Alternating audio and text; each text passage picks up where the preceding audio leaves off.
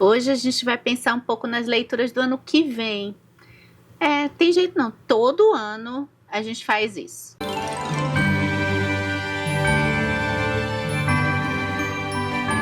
E você pode participar desse vídeo deixando seu comentário aqui embaixo. Como que você pretende ler em 2025? Você quer mudar alguma coisa na forma que você lê em 2025? Você quer manter alguma coisa que você gostou demais de fazer em 2024? Quer manter em 2025? Quer analisar melhor alguns livros? Quer mergulhar mais em algumas histórias? Está sentindo que você está precisando ler mais? Ou tá sentindo que você tá precisando ler menos? Aqui no canal Comparando Livros, a gente vai pensar de um jeito diferente, assim como todos os anos procuramos pensar de um jeito mais qualitativo, menos quantitativo, talvez, nas leituras do ano que vem. Eu vou compartilhar aqui alguns questionamentos que eu acabo fazendo, pelo menos recentemente, sobre as minhas leituras. Geralmente a gente pega o fim de ano para fazer aquele balanço, perceber aquilo que a gente conheceu novo e gostou, perceber aquilo que a gente acabou não lendo tanto e aí vale a pena, a gente tem vontade, a gente tem esse gosto, então vale a pena apostar no ano que vem e ler mais aquele estilo. E a primeira pergunta, a primeira reflexão é um pouco isso, né? Pensar aquilo que a gente mais gostou de ler em 2024 e começar a pensar também naquilo que a gente gostaria de ler mais em 2025, ou quem sabe aquele livro que a gente tem um estilo que a gente sempre teve vontade de conhecer, está um pouco guardado, ou então não tinha passado pela nossa cabeça ler aquele tipo de livro, talvez a gente achasse que a gente não tivesse pronta naquele momento, e aí vale a pena, quem sabe, já preparar e pensar nessa estreia de 2025. Vamos começar com quadrinhos? Esse ano foi um estilo de leitura que eu li bem pouco. Agora, para o final do ano, eu li esse que eu gostei bastante, que se chama A Propriedade. Literatura policial, você gosta? Faltou um pouco? Você quer ler mais em 2025? Olha, eu tô em andamento, bem no comecinho, quando eu tô gravando esse vídeo, do Massacre da Família Hope. Ficção científica não é muito a minha praia. Olha, eu vou deixar uma dica aqui com a Ursula Le Guin, com Os Despossuídos. Esse aqui é uma ficção científica muito interessante, que ela vai sair do nosso planeta, falando pra gente comparar dois planetas, um mais semelhante à nossa sociedade aqui da Terra, mais capitalista, o outro foi uma sociedade que se baseou um pouco no anarquismo. E, nossa, muito legal. Ficção científica pro ano que vem. Ou você quer ler mais clássicos? Vou deixar aqui a Penguin, ou pode ser também outra editora de sua preferência. Autores brasileiros contemporâneos, quem sabe conhecer mais da literatura que está sendo produzida no Brasil hoje, que geralmente vai tratar de pensamentos que tem a ver com a nossa vida de modo geral, porque são narrativas de ficção que têm algo a dizer mais a nosso tempo atual. Eu vou deixar o Tudo é Rio, da Carla Madeira, se você ainda não deu a chance para esse livro, acho muito bom. Eu gosto muito dele. E vou deixar a minha descoberta desse ano, que é de não ficção, a Ana Sui, da área da psicanálise, fazendo um estudo muito certeiro, na minha opinião, inovador para o meu repertório. A gente mira no amor e acerta na solidão. Livros de humor, ensaios. Olha, essa peça do Shakespeare, você vai dar boas gargalhadas, muito barulho por nada. E ensaios, quem sabe ano que vem pode ser um estilo que você pode se apaixonar se você não conhece, ou até ler mais, né? Olha, eu vou deixar esse aqui da Ursula Le Guin, de novo, né? Ela não tá me pagando, porque é muito bom. Esse livro de ensaios é sensacional, sem tempo a perder. Ou talvez você goste de pensar a leitura. Olha, Michelle Petit, eu conheci esse ano e convido vocês para conhecer, vocês pensarem o efeito da leitura em comunidades, em pessoas, a arte de ler. Ou pode ser que você prefira Rosa Monteiro, com humor e reverência, ensaios sobre o tema da loucura em O Perigo de Estar Lúcida. Biografias. É sempre bom escolher uma personalidade, talvez você nem saiba muito sobre ela, E aí, dentro de uma biografia, você pode descobrir até um texto muito bonito. É o que aconteceu comigo aqui com a biografia do Joseph Frank. Ou sua praia pode ser você querer adentrar mais na poesia. Eu vou deixar, ó, Manuel de Barros para você conhecer. História, sociologia, filosofia, gosta desses estilos? Ele pode trazer leituras muito interessantes. Terceiro volume da trilogia, não precisa ler na ordem, você pode se interessar somente por esse. Então aqui a gente tem a Isabella Anchieta com imagens da mulher no Ocidente Moderno. Nesse volume, o estudo dela sobre a imagem das estrelas de Hollywood. Quem gostou de Os Sete Maridos de Evelyn Hugo ou se interessa por essa análise de bastidores, por essa análise da vida, né, passando bem por cima da vida de alguma dessas atrizes, olha, pode ser uma boa dica para você no ano que vem. Eu vou estar sempre recomendando Byung-Chul Han para vocês. Dá uma olhada, é filosofia e filosofia contemporânea. Esse filósofo sul-coreano que produz seu trabalho na Alemanha. Esse aqui eu ganhei da Lorena. Muito bom, li esse ano Sociedade Paliativa, mas você pode gostar da expulsão do outro, você pode gostar também de Vida Contemplativa. Dá uma olhada nos livros do Byung-Chul Han. O item número 2 para a gente pensar é se você ou se eu pretendo ficar no mesmo estilo no ano que vem. Conheci algum estilo novo, ou já venho alguns anos lendo aquele estilo, deu certo, então agora é manter, não sair do mesmo estilo. Olha, eu sempre acabo panfletando um pouco já há alguns anos que é interessante a gente, por mais que a gente goste e continue lendo por prazer, a leitura por prazer é a melhor leitura, e a gente tem aquele estilo que nos dá o conforto, que a gente curta mais. Eu acho sempre bacana a gente explorar outras áreas, especialmente quando a gente está falando de literatura. O primeiro resultado que eu falo sempre aqui, eu coloco como sugestão para você, e você pode colocar aqui nos comentários também outras sugestões para a gente trocar essas figurinhas, é que eu digo algo que é fato, não tem jeito não. Quando a gente sai daquela nossa zona de conforto, daquele estilo que a gente mais gosta, quando a gente volta para aquele estilo, a gente aproveita ainda mais. Aquele estilo passa a ter outro sabor. O sabor de um retorno, de ter ficado um pouquinho distante daquilo que a gente mais gosta. Pelo menos por uma leitura ou duas diferentes. E também o reencantamento que a gente já conversou, não sei se já saiu ao ar, mas a gente vai conversar de novo, que Tolkien fala em Árvore e Folha. Esse livrinho aqui.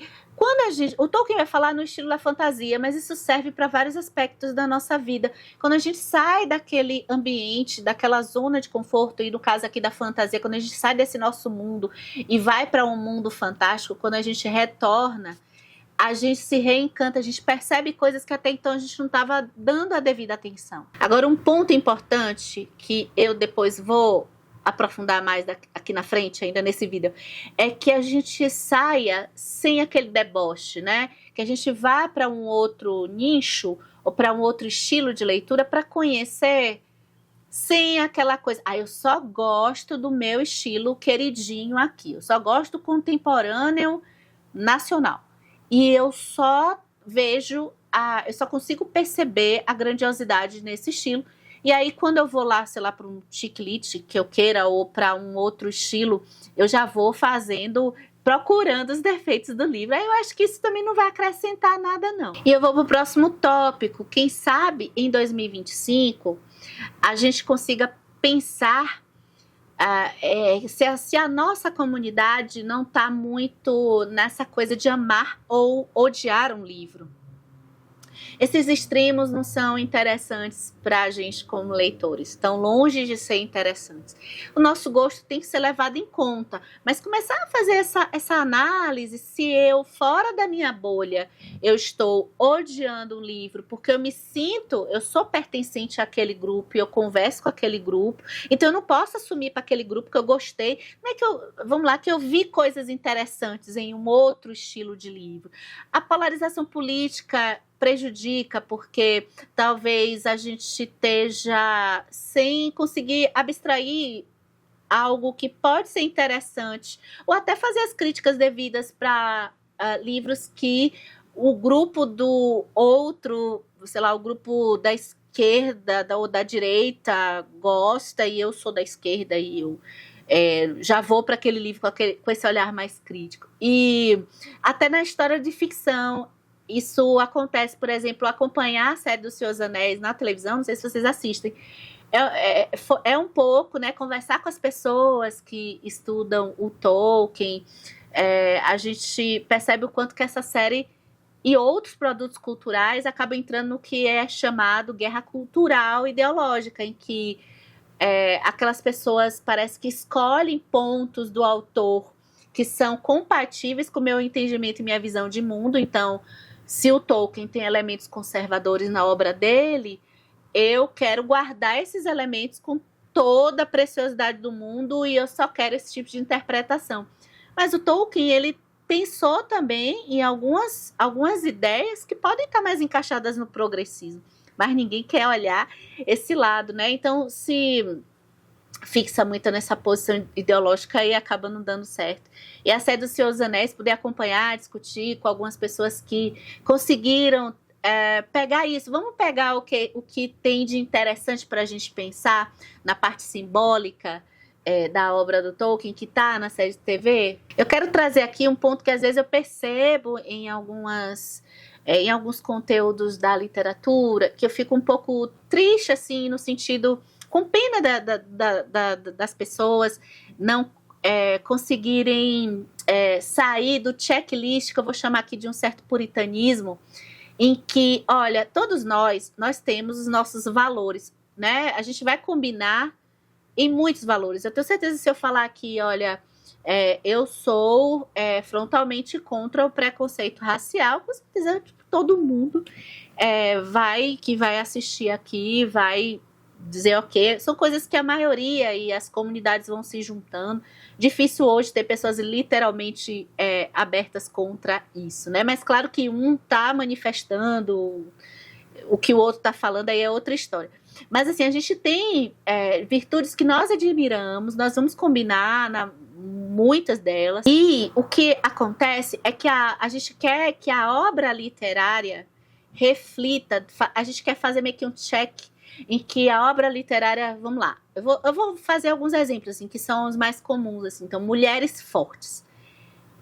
Para a obra literária eu gostar, tem que ter aquela mulher forte. E o conceito que eu acho da mulher forte, que é aquela mulher que ela vai para a guerra, ou é aquela mulher que necessariamente vai se comportar como um homem, um livro que tenha necessariamente a representatividade de gênero. Se não tiver, eu não gosto. Eu gosto do protagonista e do personagem que pensa os valores que eu entendo como certo.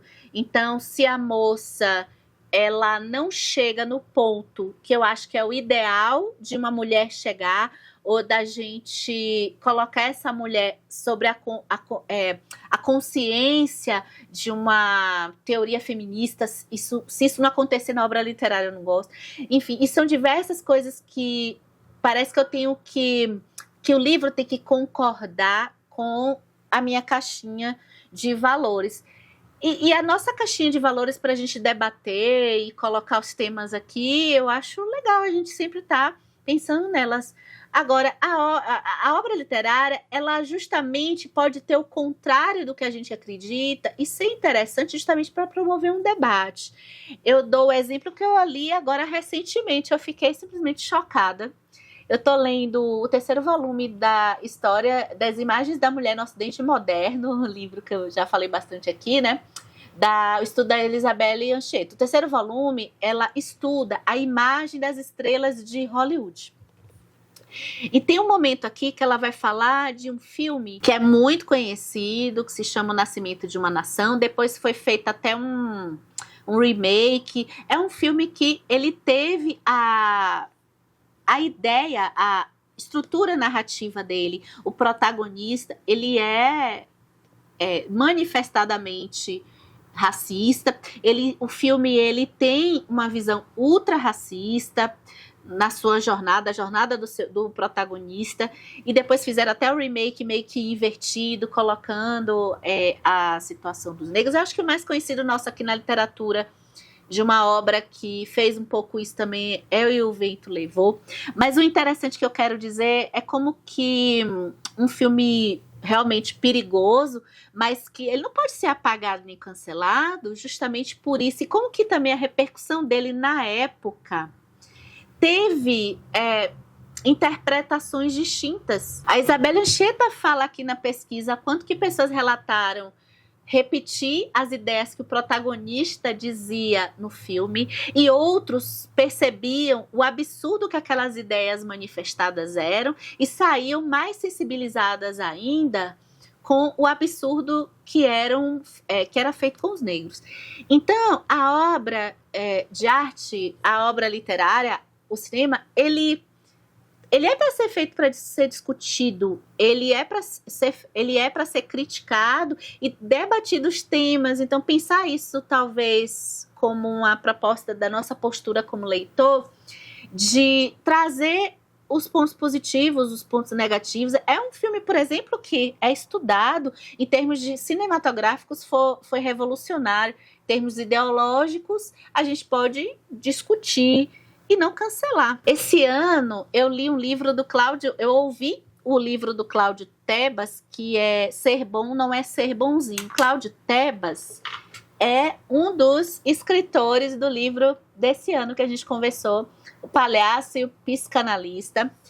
E nesse livro, Ser Bom Não É Ser Bonzinho, ele me ensinou a diferença de entretenimento e diversão. Quando a gente fala na literatura por entretenimento, é bacana. E existe também as atividades e a própria leitura que a gente pode considerar uma leitura divertida. Olha, para o Cláudio Tebas, entretenimento, ele é vazio. E olha, aqui não é para a gente julgar uma atividade que você faça por entretenimento. Nós precisamos ter atividades de entretenimento, ficar lá passeando no Instagram. É aquilo que não vai te acrescentar tanta coisa. E aqui não é para a gente cancelar essas coisas, mas refletir como e quanto tempo a gente está deixando para esse tipo de coisa que a gente está fazendo, né? Para esse conteúdo mais de excesso de coisas, de volume, de quantidade e menos de qualidade. Sem nenhum julgamento moral aqui, mas assim, a literatura, ela sempre, mesmo que ela seja para a gente passar o tempo, muitos livros a gente vai ler e vai ficar alguma coisa. Os livros podem oferecer várias coisas pra gente. Eu fiquei pensando uma coisa, o Shakespeare, pô, todo mundo, o Shakespeare e tal, mas assim, eu fiquei pensando de um livro que eu me diverti tanto, que é o Muito Barulho por Nada, essa peça, engraçadíssima. Mas eu fiquei pensando assim, eu amei, o tempo gasto aqui foi legal, foi bacana, diálogos bem inteligentes.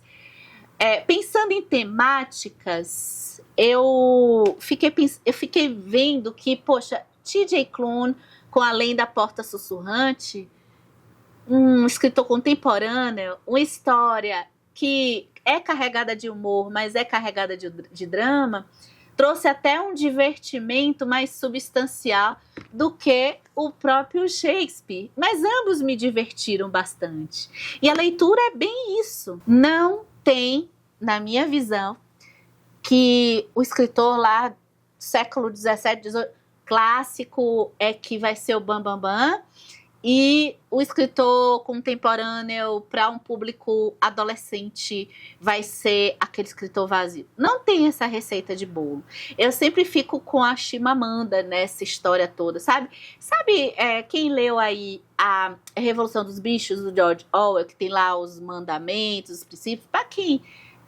Os cristãos, o primeiro mandamento, né? Amar a Deus sobre todas as coisas. Eu acho que na nossa literatura aqui, bora propor um mandamento, ver se vocês gostam. O mandamento nosso, eu acho interessante, até para outras áreas da vida, não ler a história única. Chimamanda Ngozi Adichie, com o discurso Os Perigos da História Única, estava certo. Eu acho que Chimamanda trouxe o mandamento principal para a gente, nós leitores, procurar essa diversidade e procurar a diversão, aqui ó, em dois escritores em tempos completamente diferentes. Você quer ler com a ajuda de alguém? O ponto número 5 é um ponto bacana. Uma das coisas que o YouTube e acho que um pouco ali o Instagram ajudaram, as redes sociais, é a questão de ler em conjunto. O capitalismo ali por detrás, porque muitas pessoas capitaneando clubes de leitura e outras se juntando para ler e discutir, o que eu acho muito enriquecedor para a nossa experiência literária. Gente, eu deixo aqui para a gente pensar que vale a pena a gente não necessariamente ler sozinha. Eu deixo de reflexão você pensar sobre grupos de leitura. Se não conhece, conhecê-los, procurar um grupo. Se já está em algum, quem sabe variar para outros. Eu gosto de pensar também os cursos, que ler com ajuda é um sinal de humildade também. Principalmente alguns tipos de livros, quando a gente quer adentrar alguns tipos de livros mais complexos. A leitura em conjunto, a busca de cursos, de aulas, nos ajuda a perceber coisas que a gente não vai conseguir perceber sozinho na primeira leitura. Para mim, eu acho que funciona, pode ser que com você também funcione desse jeito. Funciona como a mais. A leitura já é um processo solitário por natureza. Então, quando a gente vê a internet possibilitando diversas formas da gente interagir com pessoas que já estudaram, com pessoas que estão lendo o mesmo livro que a gente, é sensacional, né? Então, em 2025, a gente enriqueceu um pouco essa rede de apoio. O ponto número 6, acho que é uma reflexão sempre válida para quem está muito na internet. E é um ponto que eu sempre estou pensando, até porque eu já tive problema com isso lá atrás, quando eu estava assim encantada aqui com o YouTube, que é a questão do consumo de livros. Vamos olhar em volta e perceber como é que anda o gosto, no ponto de vista social mesmo, tanto o seu gosto individual quanto o gosto à sua volta. Realmente a gente é louco mesmo pela capa dura, pelos livros ultra coloridos, pelas edições caras.